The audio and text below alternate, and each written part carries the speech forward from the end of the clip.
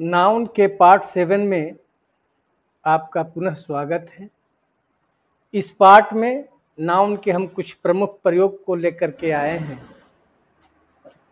जैसे फ्रेजेस जो है one of, each of, either of, neither of, none of, any one of, ये जो फ्रेजेज हैं तो इनके बाद आने वाला नाउन रहे या प्रोनाउन रहे हमेशा प्लूरल रूप में ही आते हैं।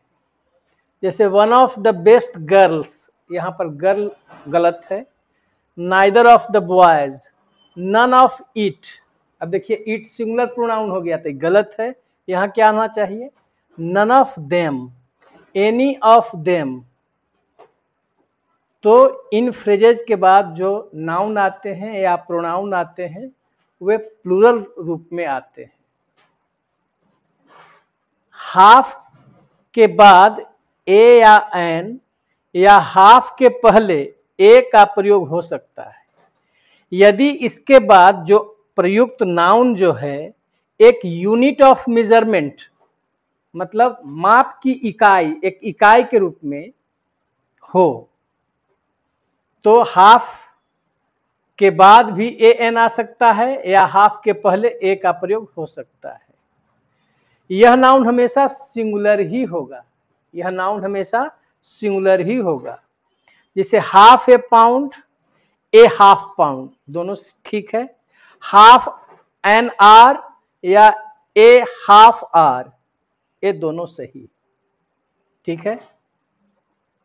यदि one and a half, one का प्रयोग किया गया है, वन एंड ए हाफ का प्रयोग हो तो इसे हमेशा प्लूरल माना जाता है तथा प्लूरल नाउन हमेशा हाफ के बाद ही आएगा, हाफ के बाद ही आएगा, अर्थात one and a half plus plural noun का प्रयोग होगा। मतलब पहले आ जाएगा वन एंड ए हाफ और उसके बाद तब प्लूरल नाउन का प्रयोग करेंगे। जैसे one and a half miles, मतलब 1.5 मील। किलोमीटर्स या पाउंड्स या आवर्स, ठीक है, ऐसा गलत होगा। 1 किलोमीटर या किलोमीटर्स एंड ए हाफ गलत है। 1 पाउंड या पाउंड्स एंड ए हाफ गलत है। 1 माइल या माइल्स एंड ए हाफ, ये प्रयोग गलत है, ठीक है। या 1 आवर या आवर्स एंड ए हाफ, यह प्रयोग गलत है, ठीक है। इसमें मतलब 1 एंड ए हाफ के बाद ही जो है सो नाउन का प्रयोग करेंगे और वह नाउन प्लूरल होगा, क्योंकि 1.5 उसका अर्थ है, एक से अधिक हो गया। किंतु 1 के स्थान पर जो 1 का प्रयोग किए हैं उसके स्थान पर, किंतु 1 के बदले 1 के स्थान पर ए या एन का प्रयोग हो तो नाउन अपने सिंगुलर रूप में ए एन के बाद आता है। तो जैसे स्ट्रक्चर में इसको कैसे लाएंगे? ए एन पहले आएगा, उसके बाद सिंगुलर नाउन, तब उसके बाद ए हाफ का प्रयोग होगा। जैसे 1 किलोमीटर या ए माइल या ए पाउंड एंड ए हाफ, ठीक है। An hour and a half, तो आप देख रहे हैं पहले आर्टिकल आ गया, उसके बाद आपका सिंगुलर नाउन आ गया और अंत में एंड ए हाफ लिखते हैं। मतलब 1.5 घंटा का अंग्रेजी जो है दोनों हुआ। जैसे 1 करेंगे तो 1 एंड ए हाफ लिख करके तब नाउन प्लूरल लिखते हैं। लेकिन 1 ए रहने पर, ये तो 1 था, लेकिन ए रहने पर नाउन प्लूरल आ जाएगा कि सिंगुलर, ए के बाद नाउन सिंगुलर।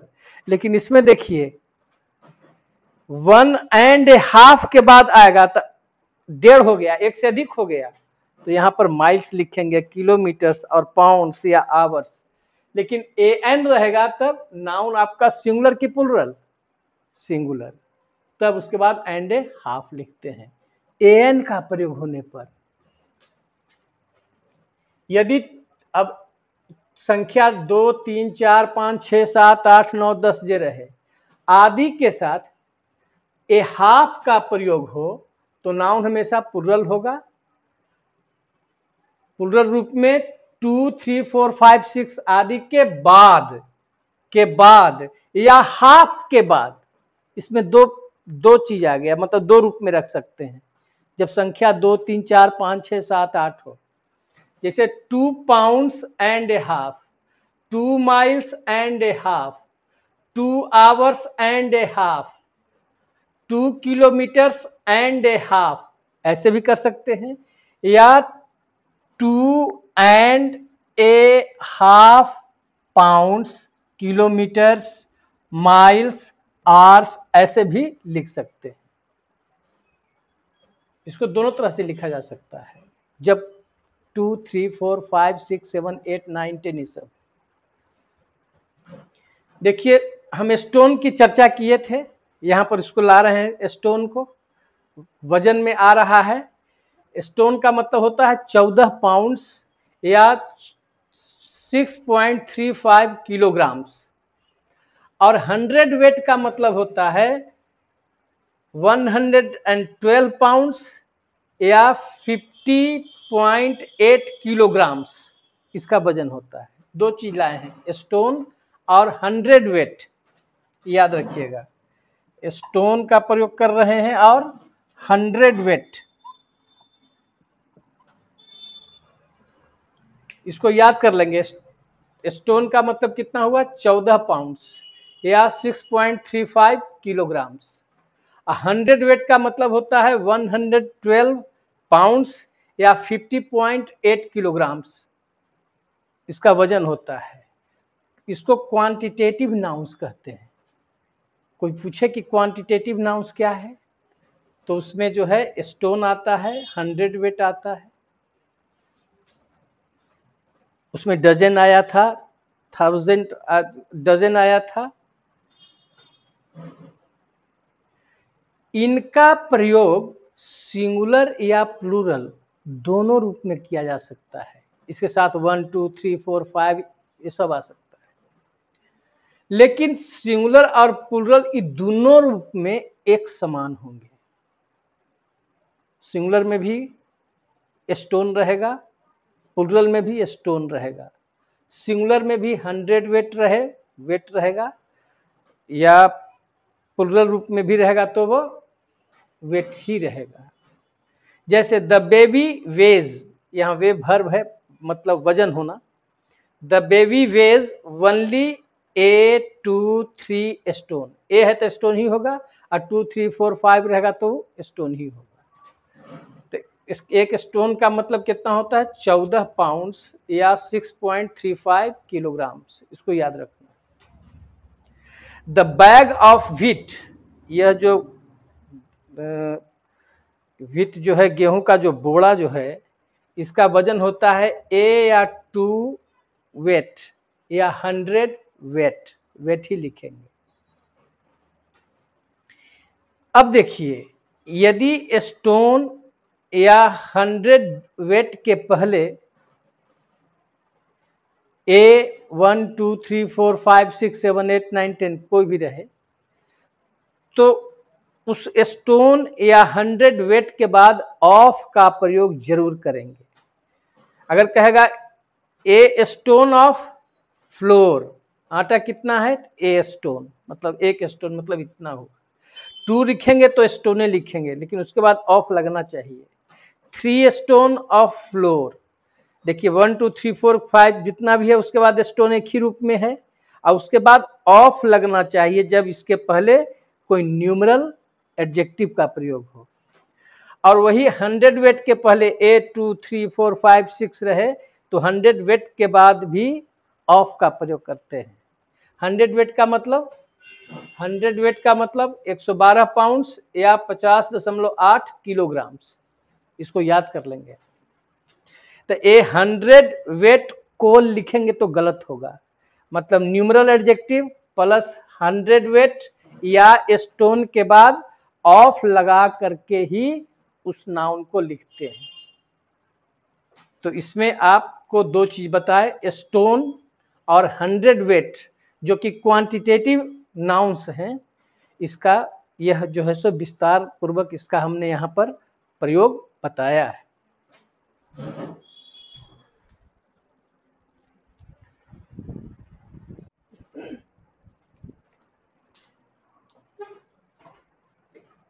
नेक्स्ट बात है कि द प्लस एडजेक्टिव। कुछ ऐसे एडजेक्टिव हैं जिसके पहले द का प्रयोग किया जाता है। तो द प्लस एडजेक्टिव जो कि क्या डिनोट करता है, ह्यूमन क्वालिटी को, ह्यूमन के गुण को वह दर्शाता है। वह एडजेक्टिव का प्रयोग जब द के साथ किया जाता है तो वह एक प्लूरल नाउन के इक्विवेलेंट, वह प्लूरल नाउन के इक्विवेलेंट होकर के पूरे समुदाय जाति का बोध कराता है। तो ऐसे कौन कौन से एडजेक्टिव हैं? Rich, poor, honest, dishonest, deaf, डम, हेल्दी, लिविंग, डिजेबल्ड, सिक, अनएम्प्लॉयड। ये सब ऐसे एडजेक्टिव हैं जिनके पहले जब द का प्रयोग होगा तो वह प्लूरल नाउन के रूप में उस पूरे समुदाय का वह बोध कराता है। जैसे द रिच का मतलब हो गया रिच पीपल, द लिविंग का मतलब हो गया लिविंग पीपल, जो जीवित लोग हैं। The poor means poor people, the disabled means disabled people, अयोग्य, अयोग्य लोग, डिजेबल्ड हैं, शरीर से किसी तरह से प्रॉब्लम है। द सिक मतलब सिक पीपल, बीमार लोग। द अनएम्प्लॉयड मतलब अनएम्प्लॉयड पीपल, मतलब बेरोजगार लोग। यह जो है सो बहुत इंपॉर्टेंट चीज है, इसको ध्यान रखना जरूरी है। अब इसमें मेन रूप से चले हैं nouns which have one meaning. Noun जिसका कि एक मीनिंग होता है इन द सिंगुलर, सिंगुलर रूप में एक मीनिंग होता है और प्लूरल रूप में दूसरा मीनिंग हो जाता है। उसका लिस्ट इसको बिल्कुल ध्यान दे करके इसको याद कर लेना है। एब्यूज मतलब होता है गाली या दुरुपयोग, तो एब्यूजेज मीन्स कुरीतियां। एडवाइस मीन्स सलाह, तो एडवाइसेज मीन्स सूचनाएं व्यवसाय संबंधी।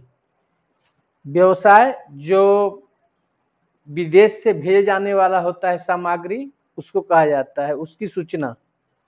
एयर मीन्स हवा, एयर मीन्स एयर्स, दिखावटी आचरण या व्यवहार।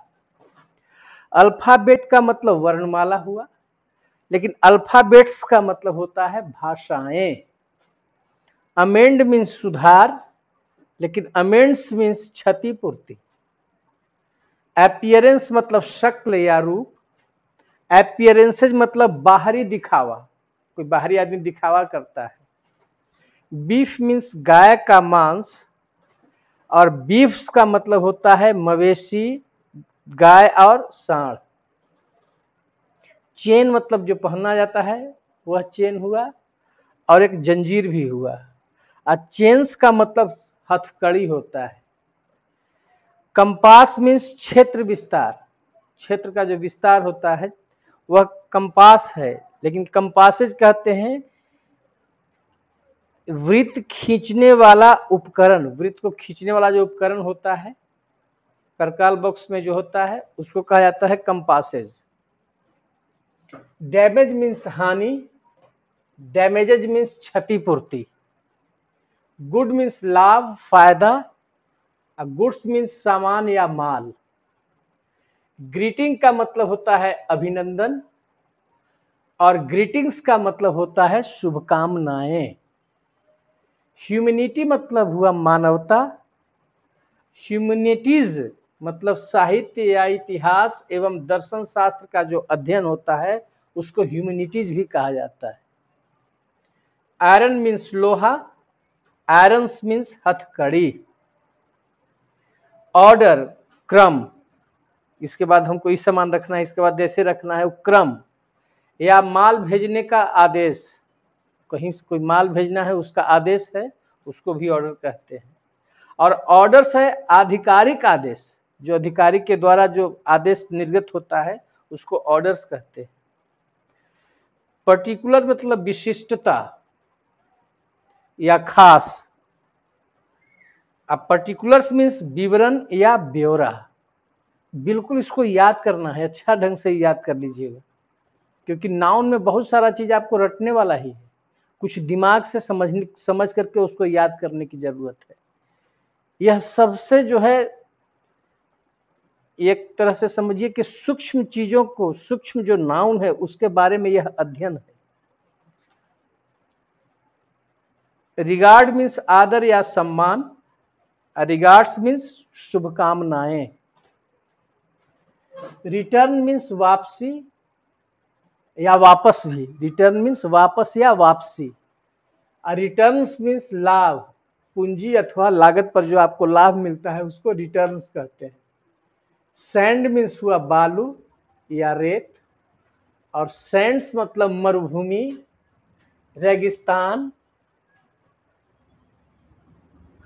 वेस्पर मतलब शाम या सायकाल को कहा जाता है वेस्पर, लेकिन वेस्पर्स कहा जाता है शाम की प्रार्थना। वेस्पर्स प्लुरल में शाम की जो प्रार्थना होती है। वाटर मीन्स जल, और वाटर्स मीन्स जलाशय। वे मतलब रास्ता, व्यवहार या रीति। तो वेज का मतलब विशेष आचरण, शैली, व्यवहार या साधन। वेज मतलब विशेष आचरण, व्यवहार, तरीका, शैली या साधन। वुड का मतलब लकड़ी, और वुड्स का मतलब जंगल या वन। पेन का मतलब दर्द होता है, और पेन्स का मतलब तकलीफ या प्रयास होता है। तो कम से कम इतना आप बिल्कुल उसको याद रखेंगे। बहुत इंपॉर्टेंट बात है कि कुछ ऐसे नाउन्स हैं जिनका सिंगुलर में अर्थ अलग और प्लूरल में अलग हो जाता है, इसलिए इसको ध्यान से याद कर लेना बहुत जरूरी है। इस तरह से आपका जो नाउन का पार्ट 7 था यहाँ समाप्त होता है। अगले पार्ट में हम और नाउन के विशेष प्रयोग को देखेंगे। ठीक है, धन्यवाद।